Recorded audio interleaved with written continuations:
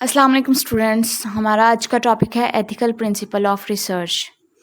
ये हमें एपीए के अकॉर्डिंगली हम इस वीडियो में डिस्क्राइब करेंगे। एपीए अमेरिकन साइकोलॉजिकल एसोसिएशन है।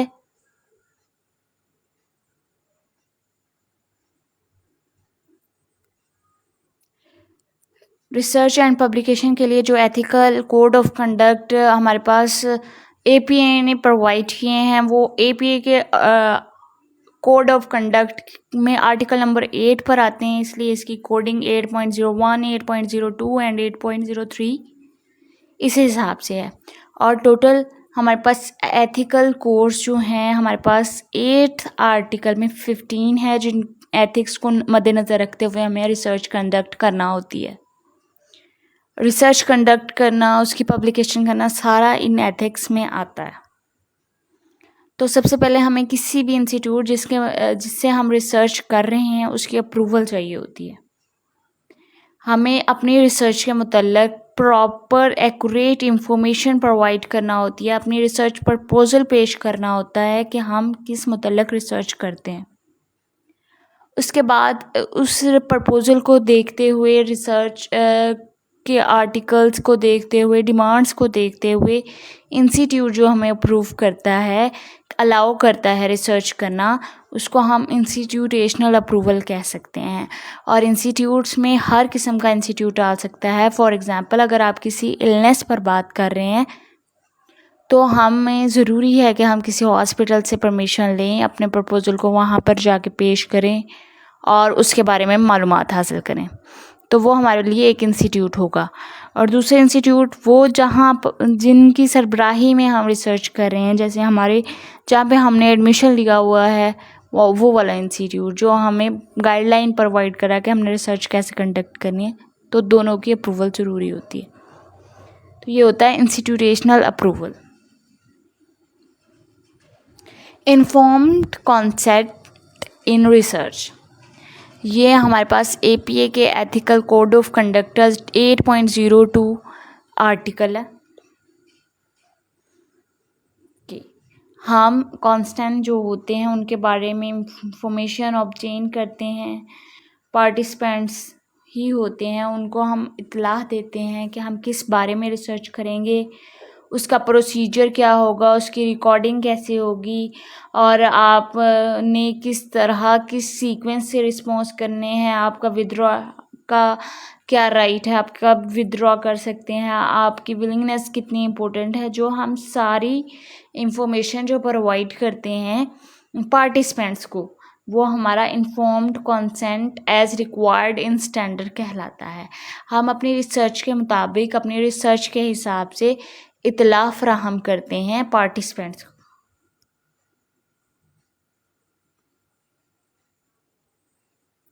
इसमें हम उनकी कॉन्फिडेंशियलिटी को भी डिस्कस करते हैं, उनकी पार्टिसिपेशन की अहमियत को भी, उनके क्वेश्चंस के आंसर भी देते हैं जो भी रिसर्च के मुतल्लिक़ होते हैं, उनके प्रॉपर राइट्स का ख्याल रखते हैं, उनकी पर्सनल लाइफ डिस्टर्ब ना हो, उनके जो आंसर्स हैं, क्वेश्चंस हैं, उनका आंसर करते हैं और प्रॉपर एक गाइडलाइन देते हैं ताकि हमें जो रीजनल रिस्पॉन्स मिले।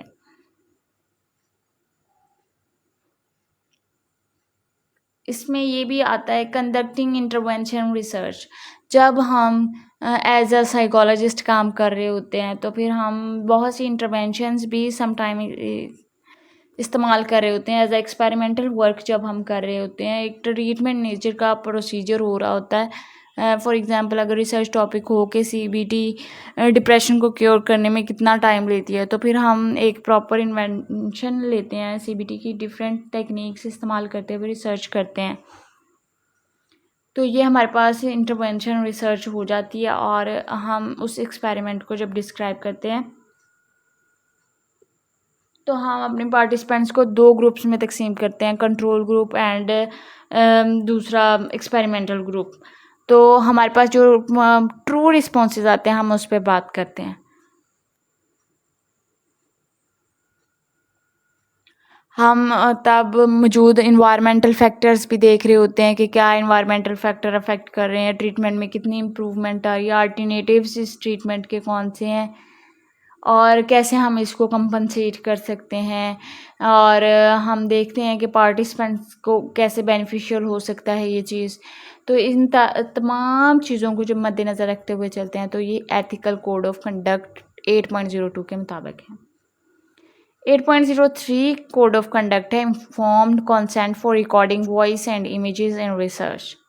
हम कोई भी रिसर्च कंडक्ट कर रहे हैं उससे पहले अगर हमें वॉइस की रिकॉर्डिंग चाहिए, किसी वीडियो की रिकॉर्डिंग चाहिए, कोई इमेज चाहिए, अपनी रिसर्च को ट्रू प्रूव करने के लिए कोई एविडेंस ऐसा चाहिए जिसमें हमें पार्टिसिपेंट्स की रिकॉर्डिंग करनी होती है, तो हमें पहले इन्फॉर्म करना होता है कि हम आपके साथ ये रिसर्च कर रहे हैं, इन्फॉर्म्ड कंसेंट।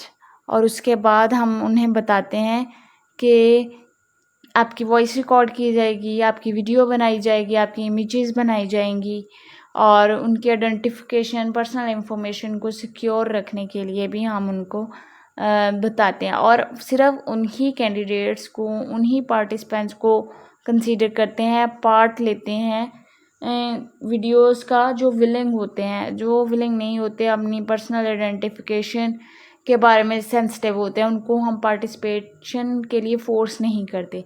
अगर वो विलिंग होंगे तो ज़्यादा वेल परफॉर्म करेंगे।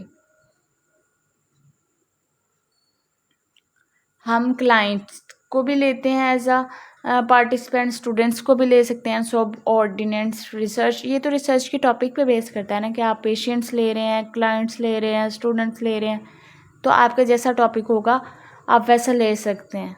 तो आप पार्टिसिपेंट्स को चूज़ करते हैं कि क्या, कौन से ऐसे पार्टिसिपेंट्स हैं जो हमारी रिसर्च को बेहतर तौर पे डिस्क्राइब कर सकते हैं।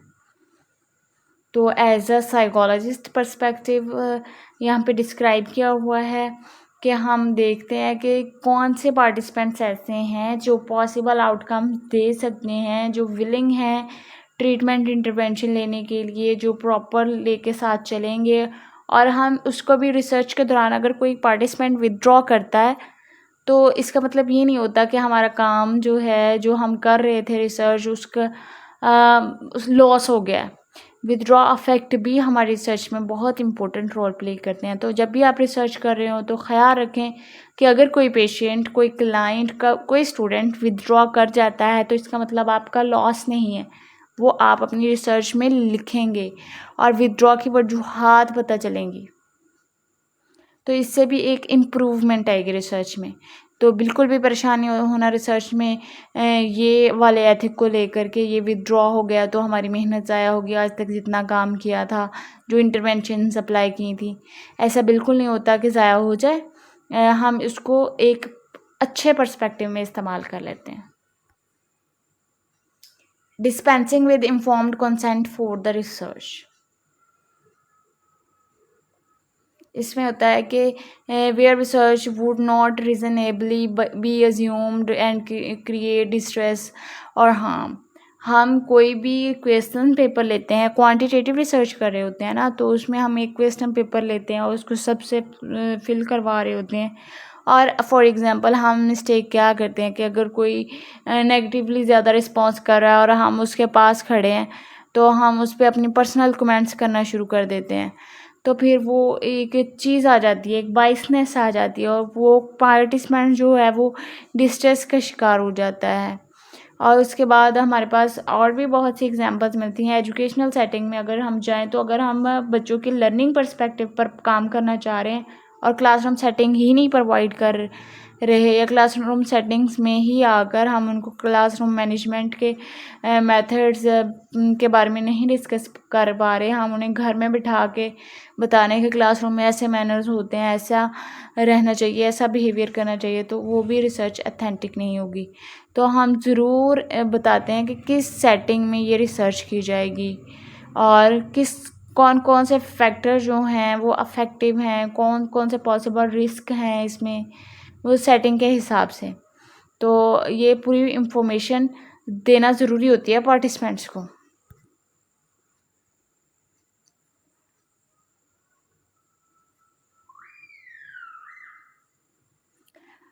हम कोशिश करते हैं कि हम इनएप्रोप्रिएट फाइनेंशियल जो सपोर्ट है पार्टिसिपेंट्स को कोई ऐसा लालच ना दें कि आपको इतना पे किया जाएगा, अदरवाइज़ कि उनके लिए पॉसिबल ना हो कि वो आपकी पार्टिसिपेशन आपकी रिसर्च में पार्टिसिपेट कर सकें। और ये मुमकिन है कि आप उनकी वैसे सपोर्ट करें कि वो आपकी रिसर्च में पार्टिसिपेट कर सकें और आपको लगे कि उनकी पार्टिसिपेशन अहम है तो आप इन्वेस्ट कर सकते हैं। लेकिन अदरवाइज़ आप उनको ये नहीं कह सकते कि अगर आप इस रिसर्च में पार्टिसिपेट करेंगे तो आपको इतना फाइनेंशियल जो है वो फ़ायदा होगा और आपको ये एक पेड प्रोफेशनल सर्विस प्रोवाइड की जाएगी और आपकी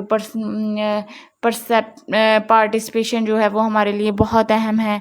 हम रिसर्च के पर्सपेक्टिव से तो नहीं देंगे उनको, कोई फाइनेंशियल हार्म भी नहीं करेंगे, उनसे कोई इनकम ऐसे नहीं लेंगे। लेकिन फॉर एग्जांपल अगर हम हॉस्पिटल सेटिंग्स में बैठे हुए हैं तो हमारे पास क्लाइंट्स आ रहे हैं एंग्जाइटी के साथ और डिप्रेशन के साथ, जब हमें एक लंबे अरसे तक महसूस होता है कि यहाँ पर ज़्यादा डिप्रेशन और एंग्जाइटी के पेशेंट्स आ रहे हैं और हम अपना रिसर्च टॉपिक वैसा डिज़ाइन कर लेते हैं, तो फिर हम उनसे फ़ीस तो ले रहे होते हैं, अपनी जो हॉस्पिटल चेकअप की रूटीन फ़ीस होती है वही ले रहे होते हैं और उनको as a participant of research भी ले रहे होते हैं। तो ये चीज़ नहीं है कि आप पेड तरीके से रिसर्च पार्टिसिपेंट बना रहे हैं ना। हमने जब रिसर्च पार्टिसिपेंट्स बनाने होते हैं तो ना हम उनको रिसर्च के लिए पे करते हैं, ना ही उनसे कोई फाइनेंशियल बेनिफिट लेते हैं। ये मेथड में शामिल है और हमने इसका बहुत ख्याल रखना होता है। लेकिन हाँ, अगर कोई पेशेंट इलाज के लिए आ रहा है और आपको पे कर रहा है तो इट्स ओके, वो नॉर्मल रूटीन है। वो अगर आप उसको रिसर्च में भी कंसीडर करते हैं तो वो इट्स ओके है, लेकिन उसमें भी इन्फॉर्म्ड कॉन्सेंट अगर आप दे रहे हैं तो ये बहुत अच्छी बात है। डिसेप्शन इन रिसर्च, समटाइम हम डिसेप्शन टेक्निक्स इस्तेमाल करते हैं अपनी स्टडीज़ में साइंटिफिक पर्सपेक्टिव को आइडेंटिफाई करने के लिए, हम उसकी डेप्थ को अंडरस्टैंड करने के लिए, अप्लाइड वैल्यूज़ को अंडरस्टैंड करने के लिए और देखने के लिए कि जो हम रिसर्च करने जा रहे हैं उनमें कितनी सच्चाई है, तो हम डिसेप्शन मेथड्स भी इस्तेमाल करते हैं।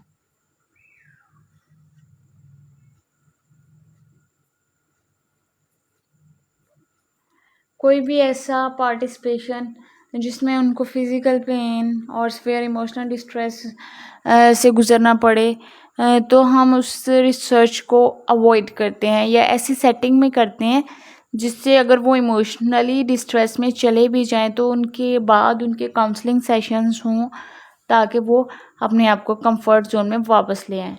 और इसके अलावा हम उनके लिए जो पॉसिबल आउटकम्स होते हैं, जो हार्मफुल चीज़ें होती हैं जो एक्सपेरिमेंट्स के दौरान पार्टिसिपेंट्स को फेस करना पड़ती हैं, उनके बारे में ऑलरेडी अवेयर करते हैं। डाटा कलेक्शन में जो हमारा कंक्लूजन आता है उसको और विदड्रॉ किए हुए पेशेंट्स के डाटा को बोथ को इस्तेमाल करते हुए ये मेजरमेंट्स होते हैं हमारे पास।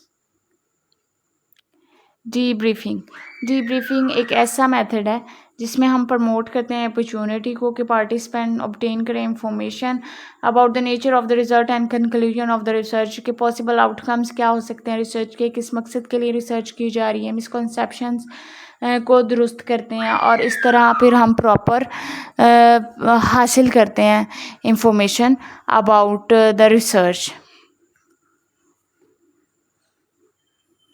हम ह्यूमन की वैल्यूज़, एनिमल्स की वैल्यूज़, उनकी जो अगर हम अपनी रिसर्च में एनिमल्स को इस्तेमाल कर रहे हैं तो उनकी सिक्योरिटी का ख्याल रखते हैं, उनकी इंफॉर्मेशन का ख्याल रखते हैं। और अगर हम ह्यूमन्स को भी इस्तेमाल कर रहे हैं तो हम उनकी पर्सनल इंफॉर्मेशन को लीक होने से बचाते हैं, उनके रिस्क को, पर्सनल आइडेंटिफिकेशन को, जो भी पॉसिबल आउटकम होते हैं। जैसे कि हमें ये जब भी हम असेसमेंट करते हैं तो सिखाया जाता है कि तब तक हम इंफॉर्मेशन लीक नहीं करते जब तक कि क्लाइंट की तरफ से किसी को जान का नुकसान होने का ख़तरा ना हो या फिर क्लाइंट की खुद की जान का नुकसान होने का ख़तरा ना हो। तो बिल्कुल ऐसे ही हम डीब्रीफ़ करते हैं, इंफॉर्मेशन रखते हैं, अपने पास स्टोर करते हैं, अपनी रिसर्च के बारे में इंफॉर्मेशन देते हैं और उनको एक कॉन्फिडेंशियलिटी देते हैं, एक रैपो डेवलप करते हैं पार्टिसिपेंट्स के साथ कि आपका डाटा कॉन्फिडेंशियल रहेगा।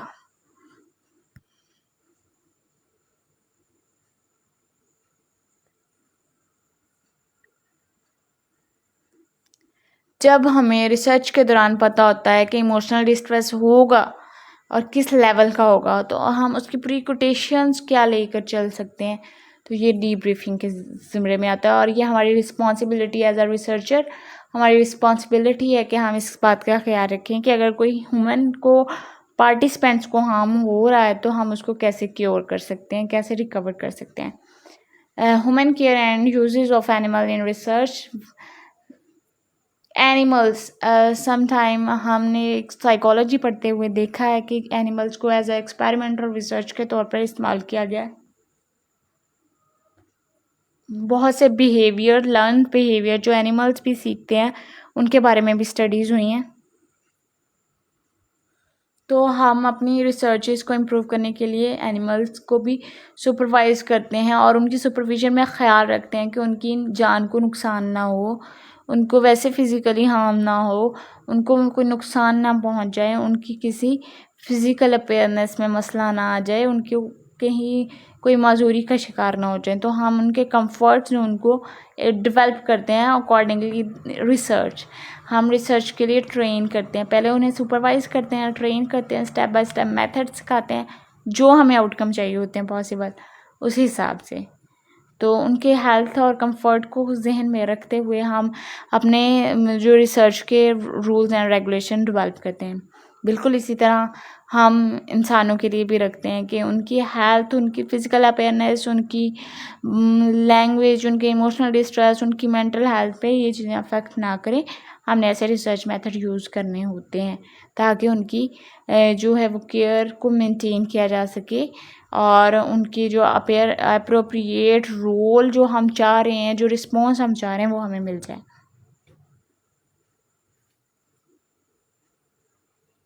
नेक्स्ट डीम पॉइंट में है, psychologist make reasonable effort to minimise the discomfort, infection, illness and pain of animal subject. हम कहीं ऐसे एरियाज से तो नहीं ले रहे पार्टिसिपेंट्स जहाँ पे इन्फेक्टेड लोग ज़्यादा हैं और उसमें हेल्दी लोगों को अफेक्ट होने का ज़्यादा मसला है, तो फिर हम उसकी पूरी प्रिकॉशंस को लेके चलते हैं।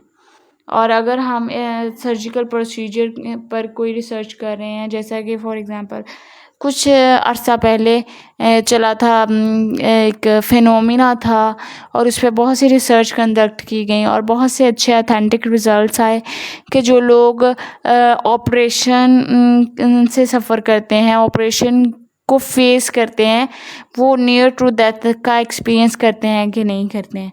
तो इसके बहुत से अच्छे इफ़ेक्ट भी हमें मिले, बहुत सी अच्छी स्टडीज़ हैं इस पर। अगर आप नेट सर्च करेंगे तो आपको इस पर मिल जाएंगी बहुत सी स्टडीज़। तो ये एक डिस्कम्फर्ट सिचुएशन थी जिन उनका एक बैड एक्सपीरियंस रहा पार्टिसिपेंट्स का, जो क्योर हो गए, उनका अच्छा एक्सपीरियंस था, लेकिन इलनेस जो है वो एक बैड एक्सपीरियंस था। तो जब उनका ऑपरेट हुआ, उन्होंने नियर टू डेथ एक्सपीरियंस किया नहीं किया, ये एक रीज़नेबल है। लेकिन इसमें ह्यूमन्स की केयर आ जाती है कि कहीं वो नियर टू डेथ एक्सपीरियंस जिन्होंने कर लिया है वो इमोशनल डिस्ट्रेस का शिकार तो नहीं हो रहे, आपको डिस्क्राइब करते हुए इमोशनल डिस्ट्रेस तो नहीं फील करे, उन्हें किसी किस्म का पेन तो नहीं फील हो रहा, इमोशनल पेन तो नहीं फील कर रहे, उनकी मेंटल हेल्थ पे उस चीज़ ने अफेक्ट ना किया हो। हम इन चीज़ों को एहतियात के तौर पर लेते हैं और ताकि उनकी जो लाइफ है उस पर अफेक्ट ना आए।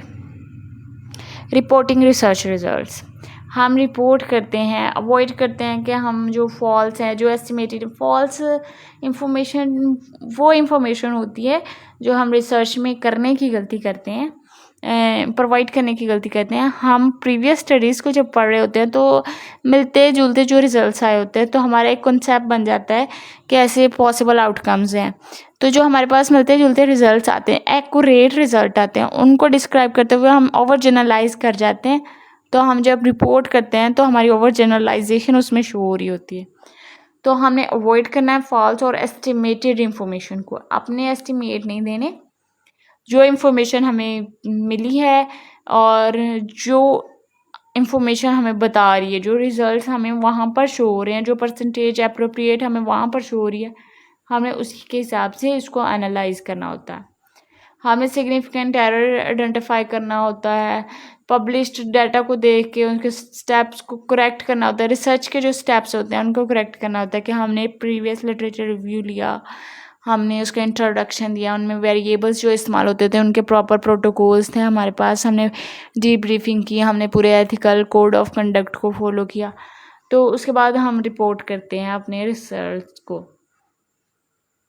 हम पार्टिसिपेंट्स के साथ इंटरेक्शन को भी कंसीडर करते हैं कि हमने कैसे इंटरेक्शन किया, कैसा इंटरेक्शन में तो कोई एरर नहीं था, उनका रिएक्शन कैसा था, और रिएक्शन के दौरान हमारा कोई बाइसनेस वाला रिस्पॉन्स तो नहीं आ गया। तो ये सारा जो है वो रिपोर्टिंग द रिसर्च रिजल्ट्स पर अफेक्ट करता है। तो हमने अपनी जो सेल्फ कॉन्सेप्ट जो बन जाते हैं उसको ज़रा हैंडल करना है और अप्रोप्रिएट जो हमें मिल रहे हैं रिजल्ट्स वो ही डिस्क्राइब कर रहे हैं। प्लेजरिज्म,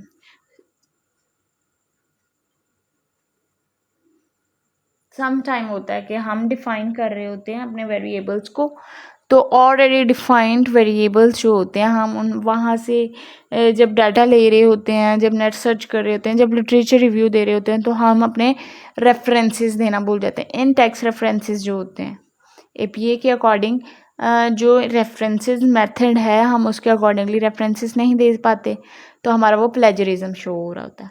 हमने किसी की बात को कॉपी नहीं करना होता, जो ऑलरेडी डिस्क्राइब्ड वेरिएबल होते हैं उनको अपने वर्ड्स में लिखें, तब भी एरर नहीं आता, तो प्लेजरिज्म शो नहीं होता। और सेकेंडली होता है कि अगर हम कोई लिटरेचर रिव्यू लिख रहे हैं तो उसके साथ रेफरेंस देंगे, तब भी वो प्लेजरिज्म के चांसेस नहीं होंगे, क्योंकि हमने विद इन रेफरेंस बात की है कि ये हमारी फलां बात से ये बात निकली है।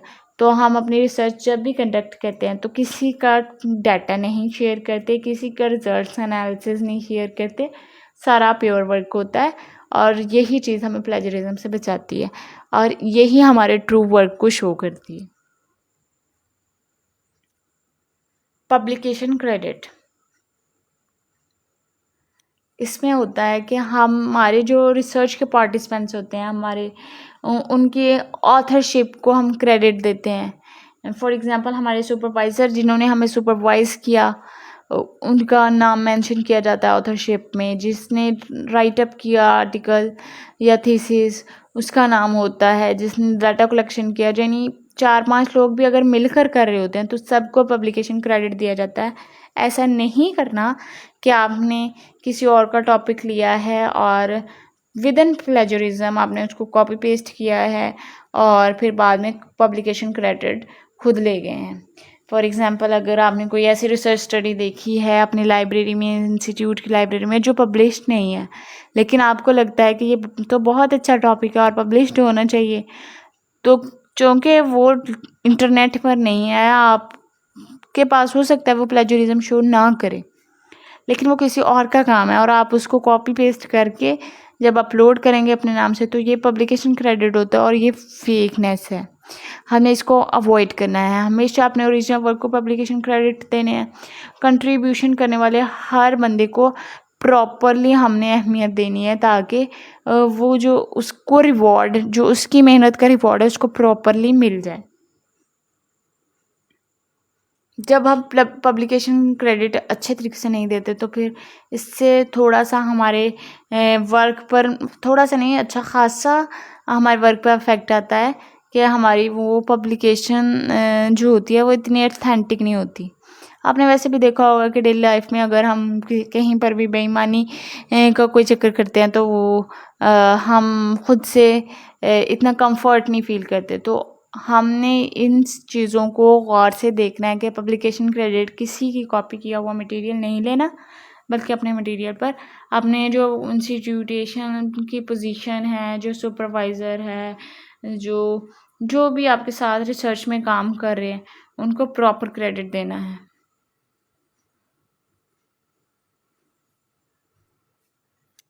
इसमें ये भी ख्याल रखते हैं कि हम अगर कोई टफ वर्ड इस्तेमाल कर रहे हैं तो टफ स्टेटमेंट इस्तेमाल कर रहे हैं, आसान वर्डिंग में होना चाहिए हमारा आर्टिकल। लेकिन अगर हम कोई टफ वर्ड इस्तेमाल कर रहे हैं ना तो उसके फुट नोट देते हैं कि क्या मतलब है इस बात के यहाँ पर। तो इससे भी हमारी पब्लिकेशन क्रेडिट एनहांस होते हैं।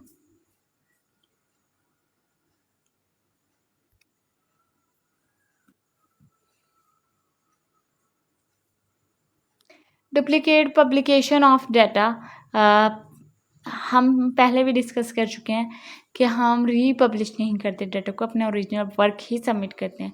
और रीपब्लिश करने से अगर किसी का नुकसान ना भी हो तो आपका अपना लॉस हो जाता है।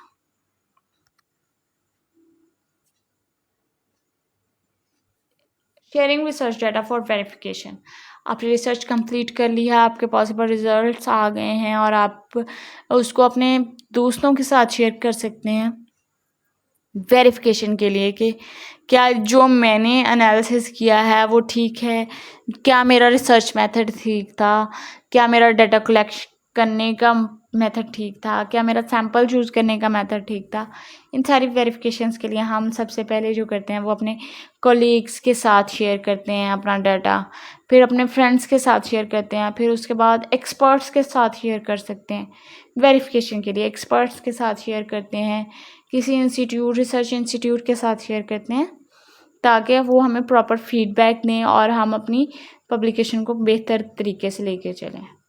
तो अगर कोई भी मिस्टेक्स एंड एरर होता है तो फिर हम उसको जो है वो रिकवर कर लेते हैं और अथेंटिसिटी अपनी वैलिडिटी एंड रिलायबिलिटी अपनी आर्टिकल की बढ़ा लेते हैं।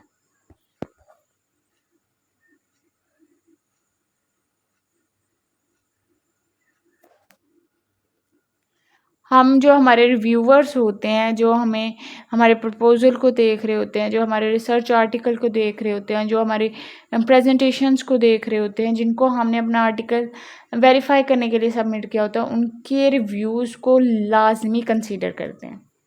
हम देखते हैं कि हमने जो रिसर्च किया है उसका क्या रिस्पॉन्स आ रहा है, और पब्लिकेशन के बाद जो रिस्पॉन्स आते हैं, जो पॉसिबल आउटकम्स आते हैं, जो कमेंट्स देते हैं उस रिसर्च के बाद, पब्लिकेशन के बाद, वेरिफिकेशन के बाद, तो हम उन रिव्यूज़ को भी कंसीडर करते हैं। उससे हमें एक नई मोटिवेशन मिलती है, एक नया वे मिलता है थॉट करने का, और हमें एक प्रोसीजर मिलता है कि हम अपनी इसी रिसर्च को मॉडिफाई करके रिव्यू कैसे कर सकें।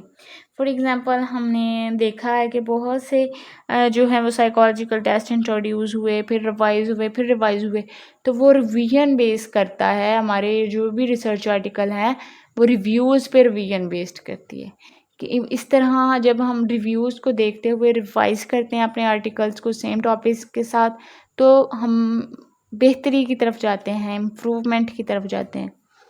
तो इसको भी कंसीडर करना ज़रूरी है। Thank you very much for listening.